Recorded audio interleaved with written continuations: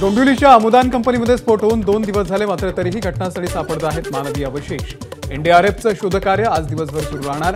अन्य कंपन्यांमधील केमिकल इतरत्र नेण्याचं काम सुरू। डोंबिवली स्फोट प्रकरणामधील मुख्य आरोपी मालती मेहता नाशिक पोलिसांच्या ताब्यात। नाशिकच्या मेहरधाम परिसरातून मेहता यांना घेतलं ताब्यात। डोंबिवली स्फोटातील दुसरा आरोपी मलय मेहतालाही अटक, ठाणे गुन्हे शाखेची कारवाई। डोंबिवलीमध्ये झालेली घटनेची पुनरावृत्ती होऊ नये यासाठी केमिकल कंपन्या इतरत्र स्थलांतरित करणार, त्यासाठी लागणारा निधीही सरकार देणार। मुख्यमंत्री एकनाथ शिंदेंची माहिती। डोंबिवली एमआयडीसीमधील दुर्घटनेचं गांभीर्य लक्षात घेता या कंपन्यांना पर्यायी जागा देणार, देवेंद्र फडणवीसांची प्रतिक्रिया। पुण्यातील कल्याणीनगर अपघात प्रकरणामध्ये अल्पवयीन मुलांचे आजोबा सुरेंद्र अग्रवाल यांना अटक, ड्रायव्हरला धमकावल्याचा, डांबून ठेवल्याचा आरोप। पुणे अपघात प्रकरणामध्ये येरवडा पोलीस ठाण्यातील 2 कर्मचारी निलंबित, तपासामध्ये दिरंगाई आणि अपघाताची माहिती ही वेळेत वरिष्ठांना दिली नसल्याचा दोघांवरही ठपका। पुणे अपघात प्रकरणाचा तपास आता गुन्हे शाखा करणार। येरवडा पोलिसांच्या भूमिकेसंदर्भात संशय निर्माण झाल्यामुळे पोलीस आयुक्त अमितेश कुमार यांचा निर्णय। पुरावा नष्ट करण्याचा प्रयत्न केल्या प्रकरणामध्ये विशाल अग्रवालवरती आणखी 2 गुन्हे दाखल होणार। अल्पवयीन मुलासोबत कारमध्ये झालेल्या ड्रायव्हरला तो कार चालवत होता असं खोटं सांगायला सांगितल्याचं निष्पन्न। पुणे अपघात प्रकरणामध्ये विशाल अग्रवालसह 6 आरोपींना 14 दिवसांची न्यायालयीन कोठडी, आरोपींचा जामिनासाठी अर्ज। देशामध्ये आज लोकसभेच्या 58 जागांसाठी मतदान, 8 राज्य आणि केंद्रशासित प्रदेशांमध्ये मतदानाची प्रक्रिया। 6व्या टप्प्यामध्ये धर्मेंद्र प्रधान, मनेका गांधी, बांसुरी स्वराज, राज बब्बर आणि कन्हैया कुमार यासारख्या दिग्गजांची प्रतिष्ठा पणाला। लोकशाहीत अधिकार वापरा आणि विकसित भारतासाठी मतदान करा, भाजपचे उमेदवार बांसुरी स्वराज यांचं मतदारांना आवाहन। नवी दिल्लीमध्ये सोनिया गांधी आणि राहुल गांधींनी केलं मतदान, निर्माण भवनमधील मतदान केंद्रावरती बजावला मतदानाचा हक्क। प्रियंका गांधी आणि त्यांच्या मुलांनीही बजावला मतदानाचा हक्क। रेहान वाड्रा आणि मिराया वाड्रा यांनी दिल्लीमध्ये केलं मतदान। लोकसभा निवडणुकीसाठी राष्ट्रपती द्रौपदी मुर्मू यांनीही केलं मतदान, दिल्लीमध्ये बजावला मतदानाचा हक्क। परराष्ट्र मंत्री एस जयशंकर यांनी केलं मतदान, दिल्लीतल्या मतदान केंद्रावरती बजावला मतदानाचा हक्क। केंद्रीय मंत्री हरदीप सिंग पुरी यांनी बजावला मतदानाचा अधिकार, दिल्लीमधील माउंट कार्मेल शाळेमध्ये जाऊन केलं मतदान। पूर्व दिल्लीतले भाजपचे खासदार आणि माजी क्रिकेटपटू गौतम गंभीर यांनी दिल्लीमध्ये केलं मतदान, लोकशाहीला मजबूत करण्यासाठी सर्वांनी मतदान करावं, गौतम गंभीरचं आवाहन।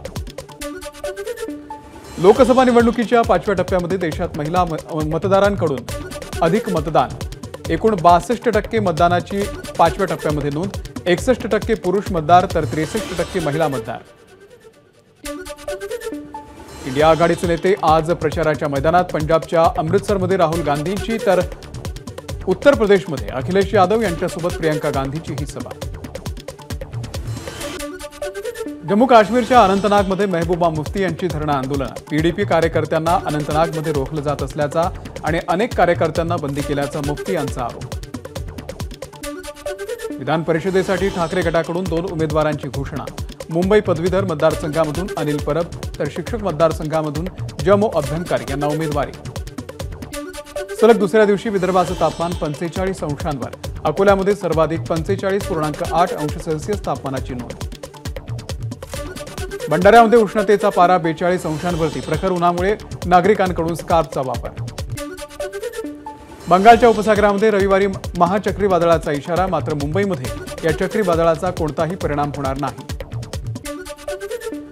मुंबईमधील पश्चिम उपनगरामधील काही भागांमध्ये 2 दिवस पाणीपुरवठा बंद। 27 आणि 28 मे रोजी पी उत्तर, आर दक्षिण आणि आर मध्य विभागातील काही भागात पाणी येणार नाही।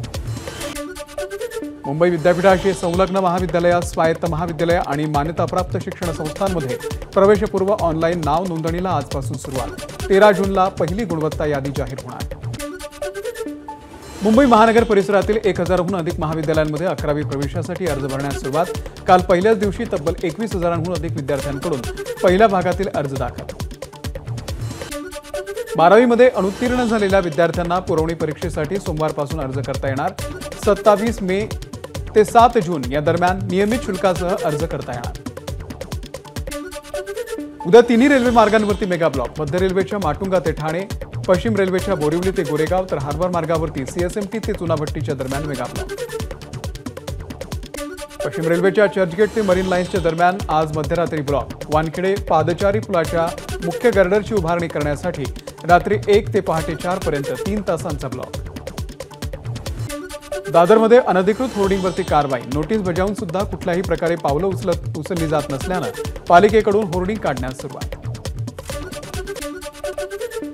नांदेड जिल्ह्यातील अनेक रस्ते आणि रेल्वेचे प्रकल्प अधिक गतिमान करण्यासाठी पुढील 5 ते 6 वर्षांच्या काळात आपण प्रयत्नशील राहणार, खासदार अशोक चव्हाण यांचं आश्वासन.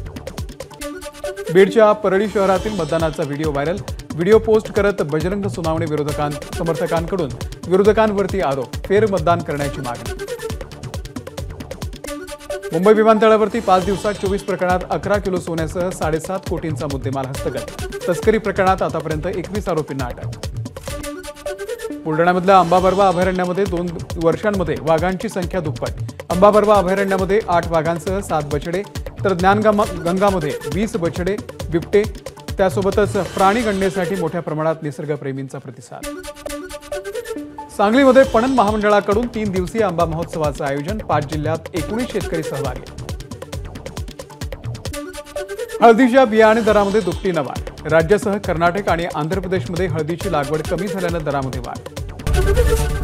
एबीपी माझा, उघडा डोळे बघा नीट.